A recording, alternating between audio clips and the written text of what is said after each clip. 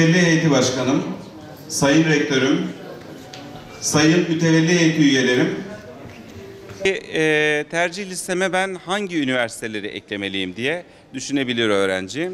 Günümüz şartlarında bakıldığı zaman artık üniversiteler uluslararası nitelik kazanması gereken ve giderek de kazanan kurumlar.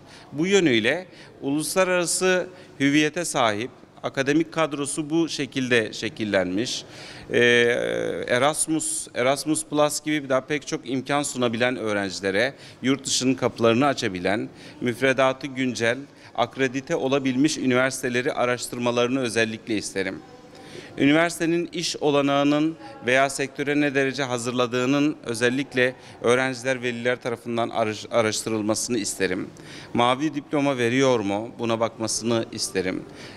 Uluslararası öğrenci potansiyelinin ne olduğuna bakılmasını isterim. Haricinde üniversitenin çift ana dal, yan dal gibi programlarının olup olmadığına özellikle bakmasını isterim ki bu son derece önem arz ediyor. Yani öğrenci örneğin elektrik elektronik mühendisliği bölümüne yerleşiyor, kayıt yaptırıyor, okumaya başlıyor ama aslında onun ideal alanının örneğin bilgisayar mühendisliği olduğunu görüyor.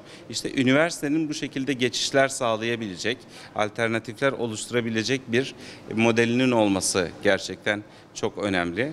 Buna bakılmasını isterim. Aynı zamanda akademik kadro bu işin olmazsa olmazı.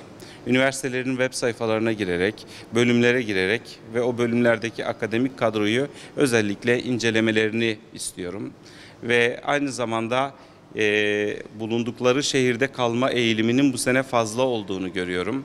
Önümüzdeki birkaç yılda da bu şekilde devam edeceğini düşünüyorum. Çünkü maddi imkanlar beraberinde işte yaşanan deprem insanların kendini daha güvende hissetme eğilimini ve arzusunu doğurdu.